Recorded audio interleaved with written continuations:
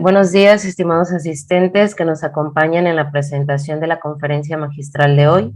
Bienvenidos al tercer día de actividades en la jornada del segundo coloquio virtual de investigación en tecnología educativa, CEVITE. Mi nombre es Belén Velázquez Gatica y estaré fungiendo como moderadora de este evento. En el marco del segundo CEVITE me permito presentarles la ponencia que se titula Didáctica, Ubicuidad e Innovación, las claves de la sociedad del conocimiento, la cual será impartida por nuestro conferencista e invitado especial, el doctor José Manuel Sáez López. Antes de presentar al doctor José Manuel, les explicaré la dinámica de esta conferencia. El doctor José Manuel impartirá su conferencia a lo largo de 40 o 45 minutos. En el transcurso de este tiempo, los asistentes podrán compartir sus dudas y comentarios vía chat de Zoom. Al finalizar la presentación, estaré leyendo de forma individual las preguntas al doctor José Manuel, siguiendo el orden en el que se enviaron. A lo largo de 10 minutos intentará dar respuesta a todas las preguntas del público, esperando que no quede alguna sin responder. Dicho esto, procedo a presentar a nuestro conferencista magistral.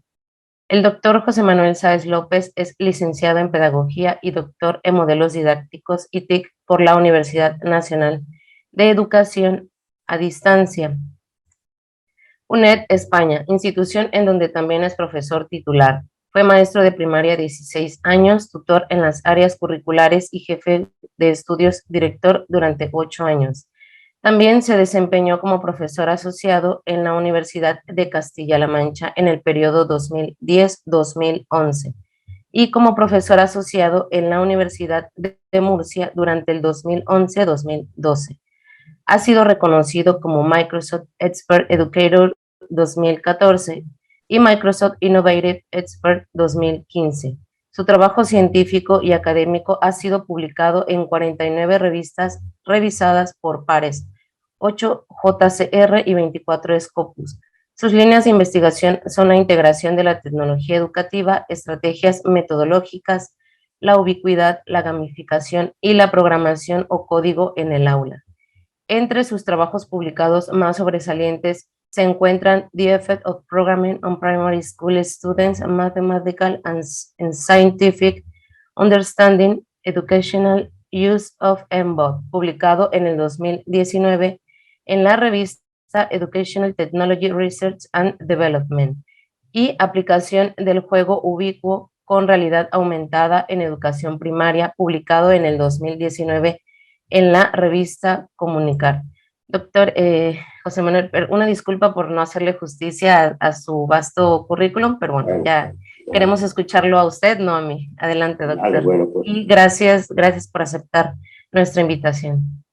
Un placer. Muchas gracias, Belén Velázquez, por su bienvenida y también agradecer a este evento fantástico virtual de investigación tecnología educativa, así como a la Universidad Autónoma de Querétaro, que ha tenido bien de invitarme, porque para mí es un honor estar aquí con ustedes.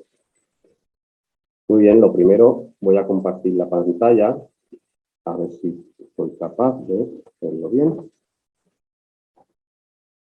Y yo imagino que estarán viendo mi pantalla, ¿verdad? Así es, doctor, ya la podemos visualizar. Bueno, estarán viendo aquí estas ventanitas de aquí, ¿no? ¿Ven la diapositiva solo o ven también las ventanitas? Sí, podemos ver la diapositiva, bueno, parece que es un PDF del... Vale, del solo ven el coloquio. PDF, ¿no? Vale, ok. Bueno, pues muy bien, muchas gracias. Pues sin más voy a empezar con el contenido de esta ponencia, didáctica, ubicuidad e innovación, las claves de la sociedad del conocimiento, de la sociedad de la información. Y bueno, pues básicamente quiero destacar y fundamentar 3 conceptos. El primero es el concepto de didáctica. El concepto de didáctica, pues está claro que viene del griego, didaskein, que es enseñar, y tecne, que es arte. Por tanto, podríamos decir que la didáctica es el arte de enseñar.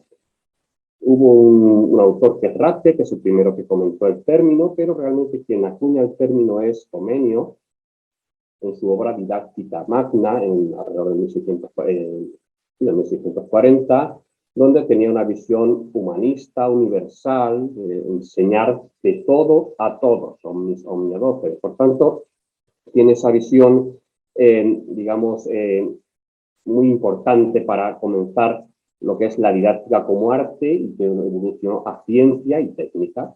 Por tanto, la definición más comentada y más detallada por los autores es que la didáctica es la ciencia que estudia los procesos de enseñanza-aprendizaje. Eso es, hay un consenso que la didáctica tiene esta visión, con esa visión de sabiduría universal y conocimiento universal que aportó con ello con su carácter humanista.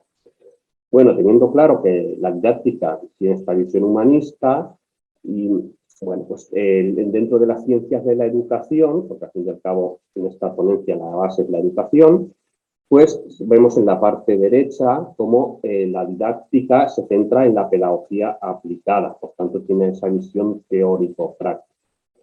Además, en esta presentación también tenemos una importante aportación de la tecnología educativa, con la ubicuidad y otros elementos. Por tanto, se sitúa también en la categoría de pedagogía aplicada. Seguimos en esa visión práctica de hacer cosas en las aulas, de innovar, de aportar una visión teórico-práctica. De modo que tenemos todo este marco teórico, podríamos decir, y lo más importante es el modo en el que enseñamos, la metodología, y para eso tenemos que irnos a nuestros arcanos, que son los teóricos de la teoría activista de la Escuela Nueva. Tenemos en la fotografía a John Dewey, que nos hablaba de la escuela activa. Podemos hablar de Kent Steiner, Clara Pade, Celestine Freinet, también Ferrier, también María Montessori, y Patrick de Petroli también, y de los en España. Bueno, pues esta visión que reaccionaba a la escuela tradicional, mecánica y memorística, pues tiene esa visión de realizar, que el alumno sea el centro del proceso en función de sus necesidades e intereses y que el alumno sea autónomo, sea capaz de descubrir, de participar. Pues bien, esta es la base pedagógica de lo que veremos a continuación con la tecnología educativa, ubicuidad y varios proyectos prácticos que les voy a detallar. Bueno, quédense también con la anécdota, podríamos decir, o con la observación de que al alumno hay que buscar que descubra, que haga las cosas, que mantenga una autonomía. Mucha gente habla de María Montessori y lo fundamental que ella decía es que cuando un alumno puede hacer algo por sí mismo, no hay que decírselo, hay que dejarle que él haga y que él descubra. Esa es la base, la esencia de la escuela de María Montessori y en coherencia con todos estos teóricos de la teoría activista de la Escuela Nueva de los principios del siglo XX y que son una base que hoy en día todavía estamos buscando esas metodologías activas que son difíciles de implementar en las aulas por la persistencia de enfoques tradicionales. También otro elemento fundamental a considerar es la innovación docente. Bueno, la innovación se ha hablado mucho, se ha escrito mucho, pero básicamente se pueden destacar 4 ingredientes. Supone un proceso de cambio, pero que debe ser sistematizado, sistemático, por tanto que no sea algo improvisado, algo que nos inventamos en cualquier momento, sino algo, digamos, con una estructura sistematizada y que sea algo nuevo, una novedad, algo interesante, nuevo, curioso y que además suponga y propicie una mejora, porque podríamos hacer cambios y empeorar las situaciones. Por tanto, dentro de la innovación docente está implícita el ingrediente o el elemento de que estamos mejorando. Por tanto, esta es la esencia de la innovación educativa y yo creo que también les voy a presentar algunas de las prácticas que pueden categorizarse en este elemento. El modelo TIPAC también es básico para nosotros. Voy a centrarme primero en la parte de debajo, los 2 círculos de debajo, que son la esencia del TPK, la esencia de Schulman, el Pedagogical Content Knowledge, se le llamaba Subject Matter Knowledge y Pedagogical Knowledge. Vamos a mantener los términos en español o castellano. En la parte inferior derecha, el conocimiento disciplinar de contenido. Lo voy a explicar con un ejemplo. Podríamos tener un fantástico profesor de matemáticas que sabe y conoce las matemáticas a la perfección, conoce el contenido, llena la pizarra de fórmulas y en matemáticas es fantástico, un experto. Pero resulta que no es capaz de comunicar, no sabe organizar grupos, no sabe seleccionar o secuenciar contenido, no sabe lo que son las competencias, no comunica de una manera agradable o adecuada o secuenciada para sus estudiantes, no tiene en cuenta los conocimientos previos, por tanto, no es un buen pedagogo, no tiene el conocimiento pedagógico. Por tanto, podría darse ese caso.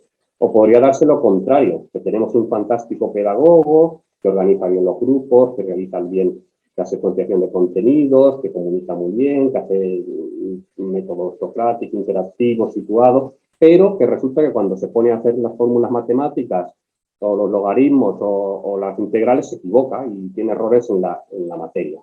Por tanto, hay que buscar ese equilibrio que tienen ahí PC, en el que el profesor es un magnífico pedagogo, sabe comunicar y conoce la materia. Por tanto, hay que buscar esa intersección. Esto es lo que decía Schulman, digamos que solo tenía esos dos círculos Schulman. Posteriormente, Misra y Kohler, en el 2006, añadieron el círculo de arriba, que es el tecnológico, y se añaden otras tres intersecciones. Dos intersecciones en base a lo que acabo de explicar, y una tercera que es tener una visión tecnológica perfecta, tecnológica, pedagógica y de contenido. Y eso sería lo óptimo, por supuesto, tener esos tres ingredientes y un equilibrio perfecto para que un profesor pues, tenga las competencias, capacidades y las prácticas adecuadas en la escuela. Bueno, teniendo en cuenta el modelo TPACK, pues vamos a destacar los informes Horizon Report, que hemos tenido muchos en los últimos años, el K12, que es la enseñanza elemental, y el Higher Education Edition, que es para la enseñanza superior. En todos estos informes hemos hablado de innovación educativa, el modelo TPACK que acabo de explicar, los enfoques metodológicos activos que acabo de detallar con la teoría activista de la escuela nueva, con enfoques activos, en definitiva, que el estudiante sea el protagonista, también muy relacionado con las teorías constructivistas. Y el aprendizaje centrado en el alumno que acabo de decir. En todas estas tecnologías, metodologías y tecnologías emergentes, pues hemos podido comprobar que se detalla la clase invertida o flipped classroom, la gamificación también ha tenido una evolución, unificación, las redes sociales, la ubicuidad, que hablamos, ubiquitous learning, por supuesto, y la integración híbrida, colaborativa, así como el Learning Analytics. Podríamos añadir también aquí la robótica educativa, la programación, coding, podemos añadir la realidad aumentada, la realidad virtual, se podrían añadir todavía más elementos y metodologías emergentes que destacaron estos informes. Pero bueno, aquí básicamente les sitúo unos cuantos. Muy bien. La ubicuidad se explica muy fácilmente, que es uno de los elementos esenciales de esta ponencia. Decía Einstein que no entiendes realmente algo si no eres capaz de explicárselo a tu abuela. Es una frase que me gusta mucho. Entonces, si queremos explicarle a alguien sencillamente qué es la ubicuidad, pues significa básicamente aprender en cualquier momento y en cualquier lugar. Por tanto, no hay límites ni de espacio ni de tiempo. Puedes aprender en cualquier lugar, no hay barreras, no hay aulas. Por tanto, es esa ventaja, es un nuevo paradigma, y un paradigma es una nueva visión del mundo, es un nuevo modo de percibir el mundo por una comunidad científica o académica donde todo cambia. Por supuesto, hace 20 años no nos podíamos imaginar algo así, no podíamos imaginarnos tener un ordenador en la mano y que todo el mundo tenga ese ordenador en la mano y esos recursos. Por tanto, es algo totalmente nuevo. En definitiva, según Burbules, el aprendizaje ubicuo dice que el aprendizaje es una experiencia distribuida en el tiempo y en el espacio. Básicamente, que no hay barreras ni de espacio ni de tiempo, por tanto, seguimos en esa misma línea. Por tanto, esta tendencia, el U-Learning, pues el Ubiquitous Learning, aprendizaje ubicuo, ofrece el contenido en función del espacio físico en el que se conecta, luego está el Ambient Intelligence, hay una serie de elementos a tener en cuenta, pero básicamente es esta visión clara de no hay barreras de espacio ni de tiempo, en cualquier lugar, en cualquier momento, con distintas herramientas síncronas, asíncronas, al mismo tiempo, en distintos momentos, como con foros o mini vídeos, o en definitiva, toda esta visión en el aprendizaje que nos parece fundamental. Bueno, a partir de ahora les voy a detallar algunas experiencias basadas en investigaciones que hemos ido publicando a lo largo de los años. Esta que ven aquí es la revista Comunicar. La revista Comunicar es la revista número 1, la más importante en el ranking de educación en habla hispana. Es una revista JCRQ1, con alto índice de impacto, es la primera, la mejor en educación en español, ¿vale? Aquí, como primer autor en que publiqué, la aplicación del juego ubicuo con realidad aumentada en educación primaria.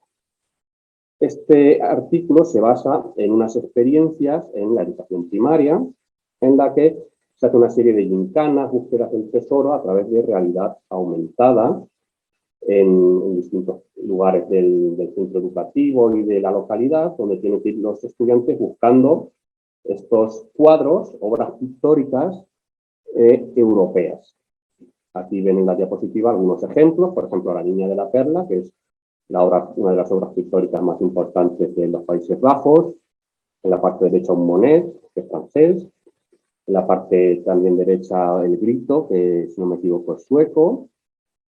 Y El hombre solitario, que recordar el nombre, que es alemán. El ángel caído, que es finlandés. Y el Picasso, que es español. Por tanto, los estudiantes tenían que ir buscando todas estas, descubriendo todo esto, y luego posteriormente buscaban información y aprendían respecto al estilo, el estilo pictórico, el estilo, la biografía de autores, el país, la cultura. En definitiva, es una manera de aprender lúdica, utilizando la ubicuidad, la localización, y en definitiva eso fue un estudio que bueno, pues, consideramos que es importante. Ya tiene más de 20 citas en Scopus, por tanto está teniendo un impacto en la comunidad científica. Aquí en este mismo artículo destacábamos que el aprendizaje ubicuo supone ruptura entre el aprendizaje formal e informal. En el aprendizaje formal se puede aprovechar esa libertad, podemos decir, y un modo social de aprender que supone pasar de un aprendizaje basado en el currículum a basado en problemas también, y con una referencia hacia el estudiante. Por tanto, nos ofrece posibilidades diferentes a las enseñanzas tradicionales mecánicas que tienen un componente tradicionalista. Este nuevo paradigma pues, nos permite también hacer cosas diferentes, innovar. Por ejemplo, vamos a poner un ejemplo, por ejemplo, en la enseñanza elemental secundaria, de que a los chicos, a los estudiantes, como todos tienen su teléfono móvil, podemos decirles como una actividad que fotografíen faltas de ortografía en la calle, en el área de lengua castellana o lengua española y literatura, y podemos decirles que vayan fotografiando, y entonces es algo que se puede hacer. Es una manera curiosa también de llevar a cabo tipo de actividades. Vemos cómo en el 2013 ya los móviles ya superaban a los habitantes del planeta. Por tanto, hay una disponibilidad de remedios y recursos que nos permite llevar a cabo este tipo de aprendizaje ubicuo. Por tanto, hablamos de una sociedad de la ubicuidad. Prácticamente todo el mundo tiene estos dispositivos y se puede llevar a cabo todo este tipo de actividades. Es factible llevarlas a cabo, en realidad, en la enseñanza formal, no formal e informal. Muy bien. Pasamos a otra experiencia. Esta está relacionada también con la realidad aumentada.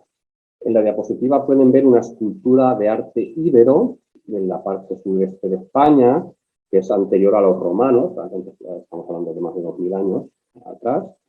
Bueno, pues esta escultura, este tipo de modelos 3D se llevaron a cabo también en la escuela primaria para que los estudiantes investigaran, analizaran y manipularan estos modelos. Y aquí vemos un modelo del anfiteatro Flavio, el Coliseo Romano. Por tanto, esto también nos permite traspasar esas fronteras del espacio y del tiempo, y esto fue publicado en la revista Education Science. Esto fue publicado en Digital Education Review, que es otra revista diferente, es una Scopus, y también hicimos otra aproximación, pero en enseñanza superior, en la Higher Education. Y esta aproximación, la Higher Education, fue publicada en Education Science, lo ven aquí también, estoy aquí como autor primero, y vemos que en este caso lo que se hizo fue con los estudiantes universitarios de magisterio, es decir, los primeros maestros, los maestros en formación, que se están formando para ser futuros maestros. Bien, pues en un museo pues entraban a analizar estas esculturas de arte íbero. Esto todo sigue siendo arte íbero, son esculturas funerarias anteriores a los romanos, que estamos viendo aquí un caballo de los billares, bueno, estamos viendo esfinges, hay muchas cosas por aquí. Bueno, pues los estudiantes tuvieron la oportunidad de trabajar con fotogrametría, con este programa 123D Catch, para ir obteniendo estos modelos con sus fotografías, estos modelos 3D, que posteriormente utilizaron también como en la realidad aumentada, que están viendo a partir de este marcador, como tenemos el modelo 3D que hemos creado con fotogrametría en el propio museo. Por tanto, es una experiencia también para los propios estudiantes universitarios y futuros docentes para ser capaces de crear su propio contenido 3D, luego también moldearlo en Google SketchUp o en Blender, aprender estas tecnologías que permiten tener recursos ubicuos para, digamos, llevar a cabo sus actividades. Muy bien. Por otra parte, pasamos a otra experiencia curiosa, cambiando de tercio, ya no vamos a hablar de realidad aumentada ni virtual, sino que nos vamos a pasar a un componente comunicativo diferente. En este caso, siguiendo la educación primaria, este artículo fue publicado en una revista Scopus, Interactive Journal of Web-Based Learning, y vemos que tenemos una experiencia en educación primaria donde los estudiantes seguían día a día la vida de una pareja de pingüinos adultos. Esto se hacía a través de un programa llamado penguinscience.com, donde pues ingresamos en este programa y teníamos acceso, como ven aquí, a un nido de esta pareja todos los días. Están viendo aquí que esto fue el año 2013 y en el 18 de noviembre están los dos especímenes, la pareja, y todavía no había puesto huevo la hembra, ¿vale? Pues entonces los estudiantes ya iban investigando, analizando, mira, pues todavía no hay nada. El 19 de noviembre todavía no había nada, y el 20 resulta que la hembra pues tiene ahí, pone su huevo. Entonces los estudiantes ya descubren que solo hay un ejemplar en el nido. ¿Por qué hay solo un ejemplar en el nido? Porque ahora el huevo hay que protegerlo en todo momento de los depredadores. Entonces se queda el macho en el nido en este caso, y la hembra se va al mar a alimentarse, y luego a la semana vuelve la hembra y se van alternando. Por tanto, los estudiantes van descubriendo estas cosas, son cosas que van viendo ellos mismos. Luego hubo una serie de eventos muy curiosos en el colegio, cuando nació la cría. Tuvimos unos percances también porque pensábamos que a la hembra se la comía una foca leopardo porque no volvía, y realmente la abandonó al macho digamos que la hembra abandonó al macho, entonces tuvimos que cambiar de nido. Ocurrieron una serie de eventos curiosos también, y finalmente nació la cría y podemos seguir nuestras investigaciones y andaduras con este proyecto. Por tanto, los estudiantes aprendieron que la anatomía de los pingüinos, como pueden ver aquí, tiene las patas largas, como se ven en sus huesos. Hay depredadores como los squash, que ven en la parte derecha. Pueden ver el cambio de pelaje, también es muy curioso. O el tamaño que tiene los pingüinos Adelia en relación con el pingüino emperador. Pues ahí fueron descubriendo este aprendizaje basado por descubrimientos, Jerome Brunner, otros autores, bueno, pues podemos destacarlos. Y también, si ven en la parte inferior derecha, hay un pingüino de color amarillo que se llamaba Blondie o Rubito, que es una mutación, y resulta que, según nos comentaban los investigadores de la Antártida, este pingüino estaba discriminado por el grupo. Como era diferente, pues todo el mundo lo discriminaba. Pues esto también dio pie a una serie de debates que llevaron los alumnos en cuanto a la discriminación y demás. Muy curioso. Muy bien. Y por último, como colofón final, tuvimos una conexión con Jean Circo, que era una investigadora que estaba allí en Antártida, que estaba también en el programa Penguin Science, y nuestros estudiantes desde un enfoque interdisciplinar y siempre hablando de un aprendizaje basado en proyectos, que parte del método de proyectos de William Fairfield-Patrick, hablamos de 1918 nada menos. Bueno, pues a partir de esta visión interdisciplinar, pues aprendíamos también inglés, porque teníamos que entrevistar a esta investigadora, nos preparamos las preguntas en inglés y formulamos las preguntas cuando conectamos a través de Skype, y las respuestas, por supuesto, teníamos que escucharlas, apuntarlas con mucho cuidado para que hubiera una comunicación. Y bueno, resultó curioso. Nos comentó esta investigadora el ruido que hacen los pingüinos, la vida que tienen los investigadores, cómo están analizando la contaminación, el cambio climático, cómo la colonia va aumentando o reduciendo en función del clima, el deshielo, bueno, muchas cosas, ¿no? Era muy interesante. y luego esto al final se publicó en una página web, en un blog y en Edmodo. Por tanto, tiene esta visión, estamos totalmente llevando a cabo una actividad y un proyecto que hay que decir que fue premiado por Microsoft en el año 2014, este proyecto. Por tanto, estamos de estos proyectos que uno planifica y salen todo perfecto. En el centro, pues también fue muy valorado este proyecto, incluso las madres estaban pendientes de cuándo nacía la cría, los estudiantes hicieron presentaciones con los alumnos infantiles, donde enseñaban lo que habían investigado de todo esto. Por tanto, toda la comunidad educativa, desde esa visión global, holística, se vio beneficiada con esta visión y con este proyecto tan curioso y particular. Muy bien. Voy a citar algunos recursos que son interesantes. El Kahoot, todo el mundo lo suele citar para la gamificación, porque es un recurso que suele hacer preguntas y respuestas, donde todos van entrando a través del móvil y van contestando. Así tiene, por ejemplo, tiene este aspecto, el Kahoot, las preguntas y respuestas, y tiene esa visión lúdica, pero también la podemos integrar dentro de la ubicuidad, en cualquier momento, en cualquier lugar. Conectándonos podemos hacer este tipo de actividades y sobre todo la gran ventaja que tiene esto es la retroalimentación, de que voy viendo si he aprendido los conocimientos, los contenidos, y tiene esa visión también de salir de la rutina, haces algo diferente, vas probando conocimientos, tu destreza, y por tanto pues, también tiene una ventaja muy interesante desde el punto de vista de la gamificación y también la ubicuidad, aprender en cualquier momento y en cualquier lugar. Bueno, voy a ir finalizando ya mi ponencia. Con esta reflexión voy a intentar ser claro, porque no es fácil lo que quiero explicar.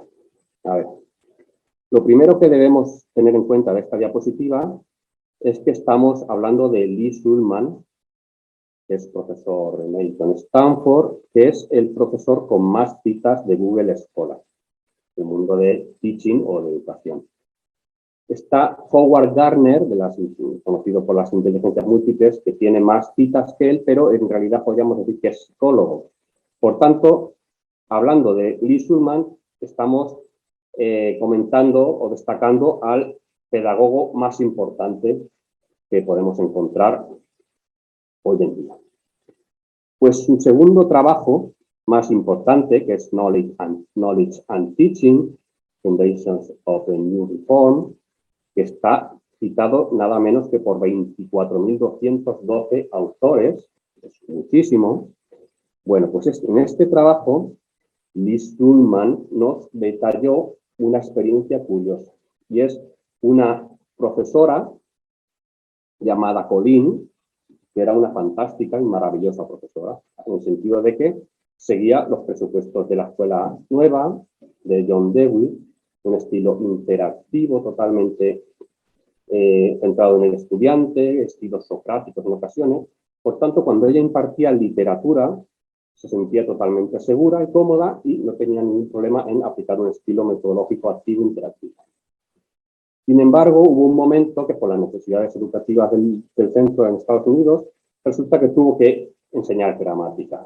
Y como no era experta en gramática, aunque estaba formada, resulta que tenía inseguridad, no sabía muy bien cómo enseñar, tenía ciertos problemas, pues recurre como una salvación a los enfoques tradicionales, expositivos, memorísticos, y se evaporó todo su estilo interactivo. Pasó de ser una fantástica profesora interactiva, dinámica, a una profesora basada en los enfoques tradicionales, mecánicos, memorísticos. Con esto quiero decir la importancia de tener a ese profesor formado desde el punto de vista del subject matter knowledge, el conocimiento, la pedagogía, pedagogical knowledge, y la tecnología. Una vez que se tiene esos tres equilibrios, es más probable que el profesional realmente se sienta cómodo y pueda afrontar un estilo pedagógico activo, como nos decían nuestros ancestros y nuestros arcanos de la escuela nueva. Si no tienes ese equilibrio, que nos dice el modelo TPACK o el modelo de Shulman básico, pues nos encontramos con el problema que el docente manifiesta inseguridad, se produce una resistencia, una fobia, y volvemos a enfoques metodológicos pasivos y no deseables tanto desde el punto de vista de la didáctica, como ciencia que estudia los procesos con ciencia de aprendizaje, que tiene como objeto el estudio de los procesos de ciencia de aprendizaje, como la tecnología educativa. Bueno, pues con esta reflexión acabo mi presentación destacándoles los 3 estudios que he detallado en la ponencia. El primero es el de comunicar, que es del 2019, que tienen ahí, con su enlace y todo, es abierto, gratuito, pueden pinchar en él. No es una revista de pago, ni que pide cuotas, ni nada de nada. Pueden obtenerlo perfectamente. El segundo es el de Education Science, también en abierto, que es el de la realidad aumentada con los estudiantes universitarios. Y el tercero es, este sí que la revista es de pago, por desgracia, pero bueno, eso es algo que yo no puedo controlar, claro. Y es el de estudio relacionado con la videoconferencia interactiva y que toma parte del estudio de los Adelie Penguins en Antártida y este proyecto que realizamos con los pingüinos de la Antártida. Bueno, pues sin más, agradecerles a todos su atención y decirles que yo me encuentro en el campus noroeste en Madrid, en la UNED, la universidad a distancia más grande de Europa, y yo me encuentro en Juan de Rosal 14, despacho 208, por si ustedes pasan por allí algún día, pues a su disposición. Y todo lo que podamos compartir será bueno para todos. Como anécdota quiero comentar también pues, que estuve en el año 2012 en la Escuela Complutense Latinoamericana, impartiendo unos cursos en Puebla, en la Benemérita Universidad Autónoma de Puebla, y la verdad es que estuve muy a gusto y tengo muy buen recuerdo de México y de su hospitalidad y su cariño. Sin más, a su disposición para cualquier cuestión que quieran hacer. Muchas gracias, doctor José Manuel, por su presentación. Voy a pasar a la sección de preguntas. En el chat, Rosalba Palacios nos dice: un saludo, doctor Sáez. Veo que en la ubicuidad se gestionan gran cantidad de datos, que además son heterogéneos en términos de fuente, claridad y diversidad. ¿Qué estrategias han funcionado mejor para el ordenamiento de los datos que se obtienen en la ubicuidad? Muy bien.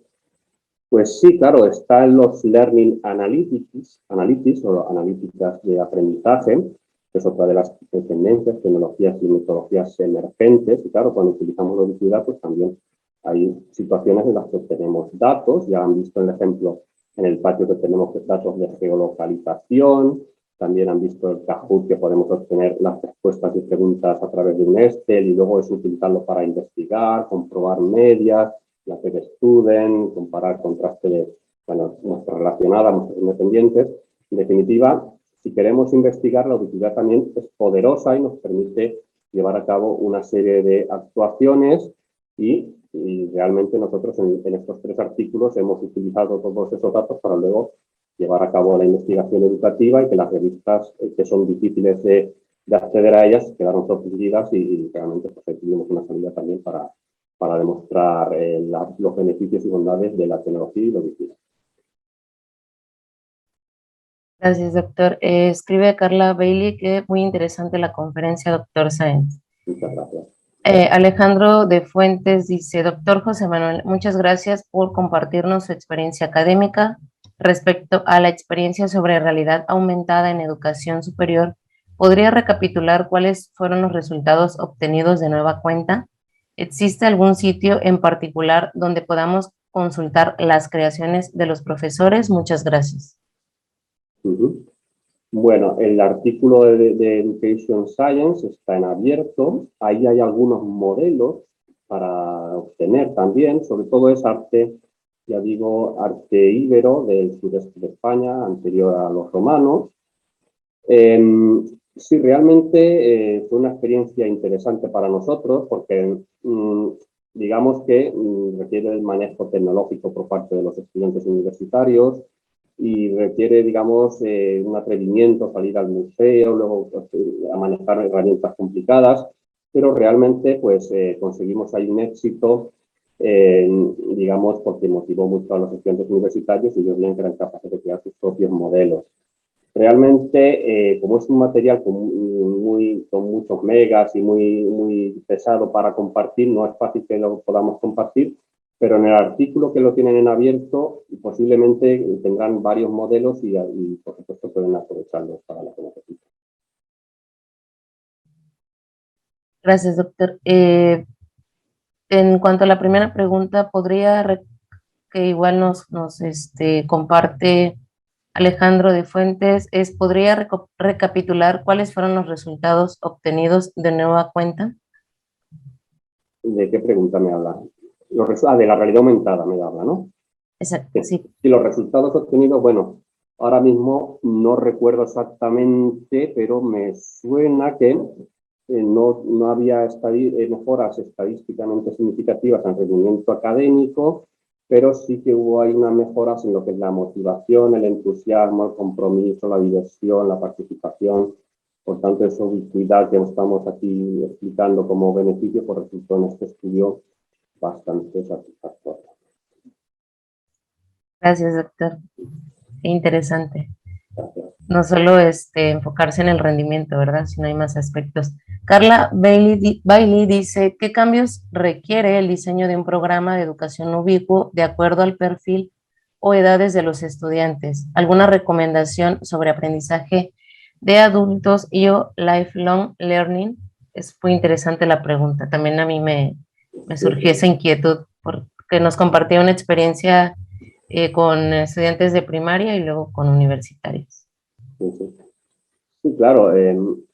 Podríamos decir que los enfoques relacionados con lifelong learning, aprendizaje a lo largo de la vida, enseñanza, digamos, de este estilo, formación continua, pues se hallan próximos a lo que hemos explicado a la formación inicial docente con los universitarios.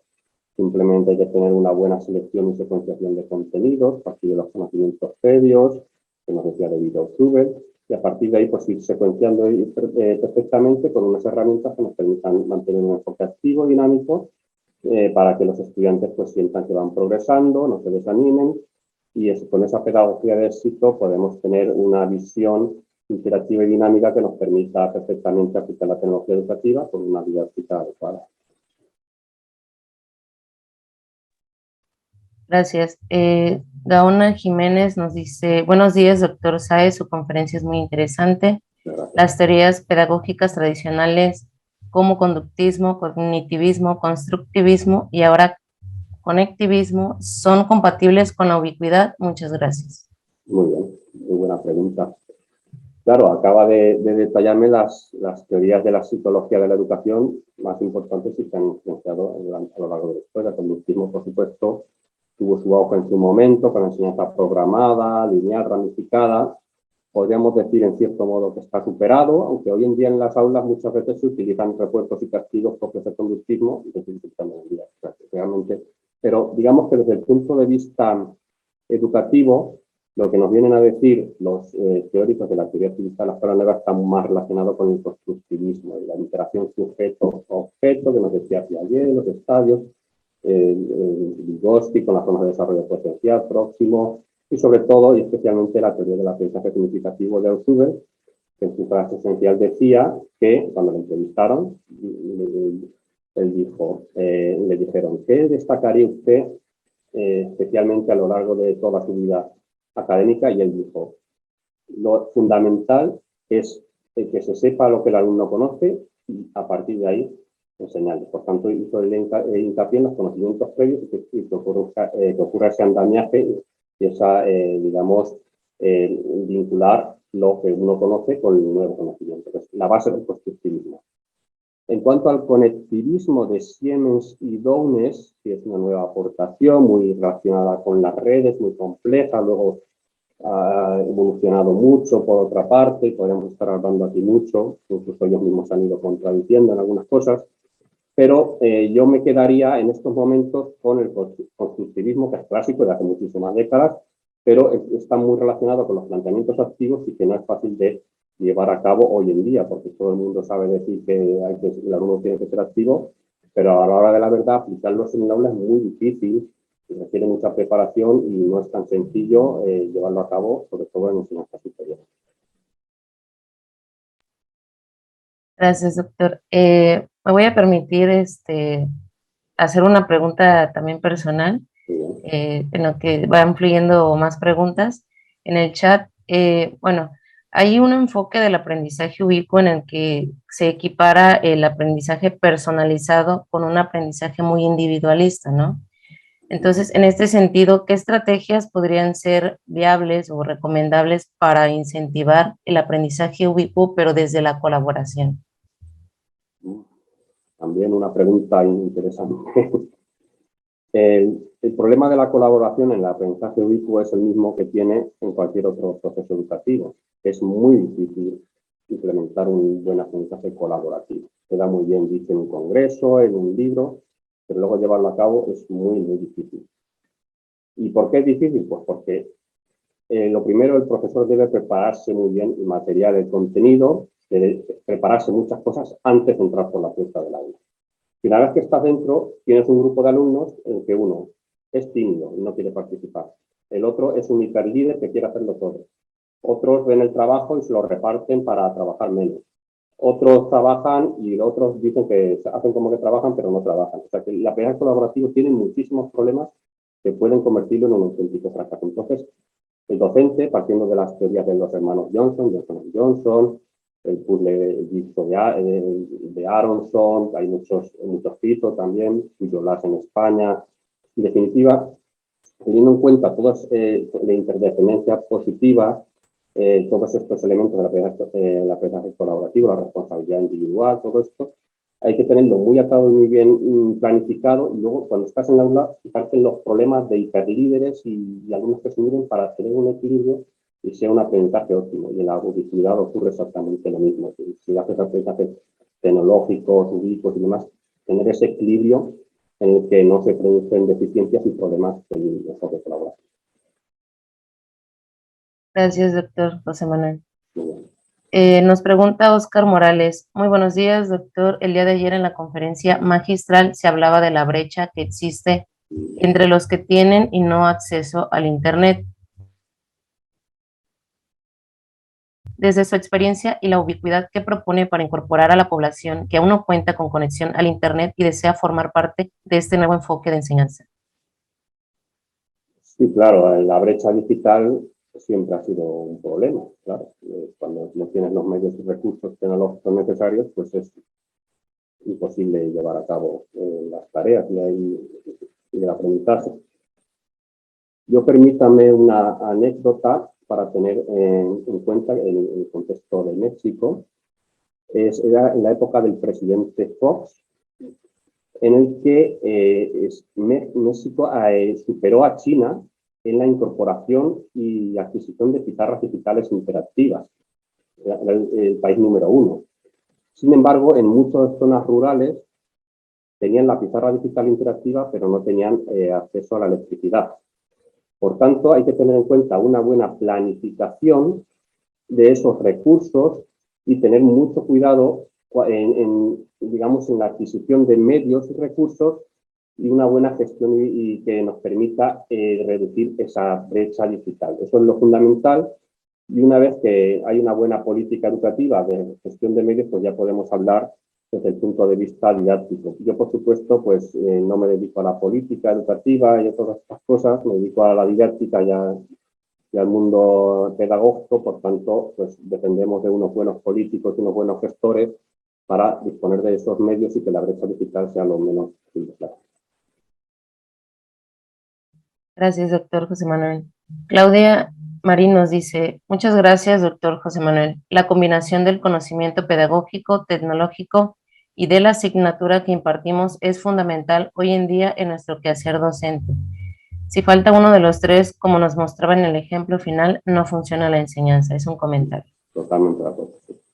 Aprovecho en lo que van fluyendo más preguntas también para hacer otra pregunta personal. Bueno, en la cuestión de, ahora que nos mencionaba algunos elementos que son necesarios para el aprendizaje ubicuo, pues por un lado tenemos todo el componente tecnológico, la conectividad y, bueno, desde luego por otro lado también la capacidad humana, ¿no? Esto de ser inteligente, de trabajar de forma colaborativa, de digamos, esta inquietud, ¿no? De seguir aprendiendo de forma continua. Entonces, y vemos en el aprendizaje ubicuo que hay enfoques que son muy tecnocentristas, ¿no? Y hay otros que, por el contrario, se enfocan muchísimo más en, digamos, estos elementos del factor humano para, digamos, asegurar el éxito del aprendizaje ubicuo. ¿Qué opina de cada uno de estos enfoques y cómo podríamos combinarlos de una buena forma para que el aprendizaje ubicuo sea exitoso? Gracias. Muchas gracias. Bien, desde luego hay que tener en cuenta los dos factores, en mi opinión, los enfoques basados en la tecnología, los medios y los recursos, que son esenciales tenerlos y disponer de ellos y poder llevarlos a buen término. Y, por supuesto, pues, pero sin caer también en la obsesión por los recursos. Años atrás había una obsesión, el hype cycle, o una sobreexpectación de que los medios lo eran todo, y eso en ocasiones pues, nos han hecho cometer errores, pensando que la tecnología iba a ser una panacea, que iba a ser, digamos, iba a revolucionar todo, y realmente luego viene el hype cycle, el tipo de sobreexpectación, y cae esa expectación. Pues pasó, por ejemplo, con las pizarras digitales, al menos en España. Y bien, pues también Derry Cuban en el 2001 habló de oversold and underused computers in classrooms, recursos que están, hay una sobreexpectación y luego al final también hay un problema. Por tanto, con estas cuestiones, tecnologías y metodologías emergentes de los informes Horizon Report, también ha ocurrido algo parecido, parecía que venía una revolución muy grande y luego ha habido una caída de la expectación y luego poco a poco, conforme vamos avanzando y mejorando, pues volvemos a recuperar un poquito. Por tanto, hay que tener en cuenta esa visión de la ubicuidad que decimos tecnocentrista y también esa visión práctica, metodológica, porque la esencia y lo básico es la metodología didáctica y las interacciones adecuadas en la actividad. Gracias, doctor.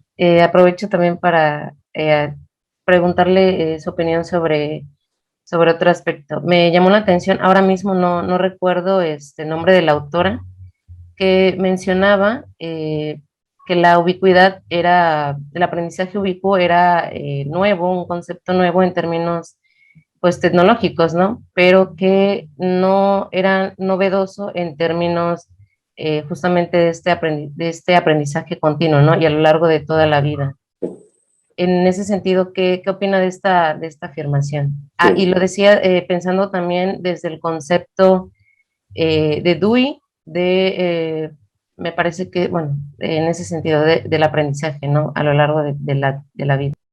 Sí, yo estoy de acuerdo. Sí, estoy de acuerdo que lo esencial no es el enfoque tecnológico, el medio, sino el proceso interactivo, el acto didáctico, por tanto, esos elementos metodológicos activos y luego, pues, los recursos está muy bien tener y demás.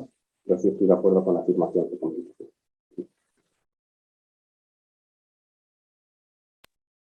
Gracias, doctor José Manuel.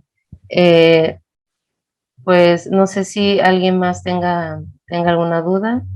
Nos pueden compartir en el chat. Hay que aprovechar al doctor José Manuel.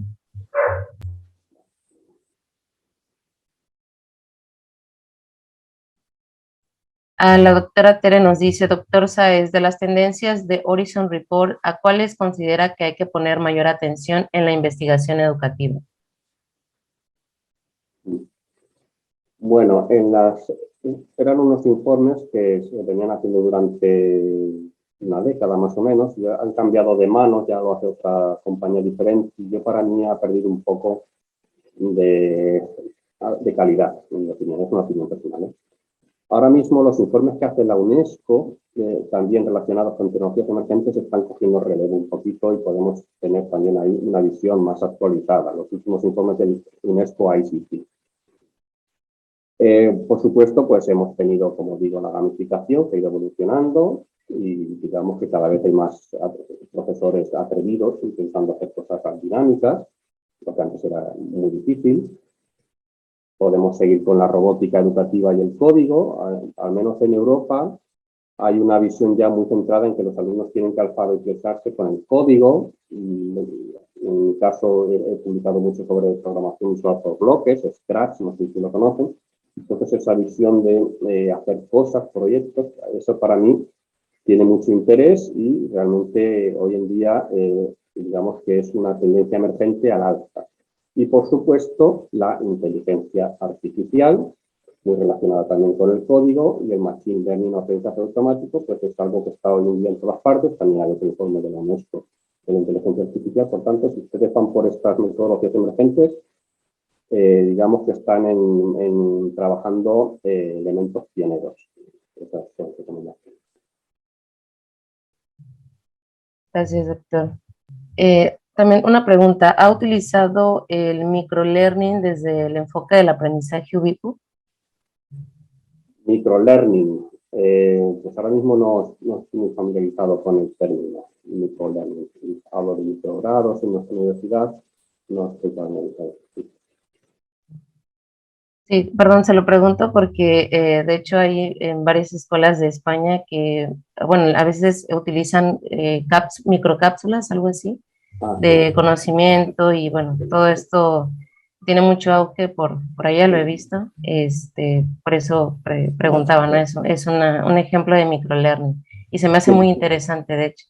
Por ejemplo, sí, en lo que es la Flip Classroom, o lo que es la clase invertida, se suelen utilizar píldoras, mini vídeos, efectivamente son recursos útiles que se pueden utilizar, por ejemplo, en este modelo. Sí, efectivamente, sí, puede ser algo útil y adecuado.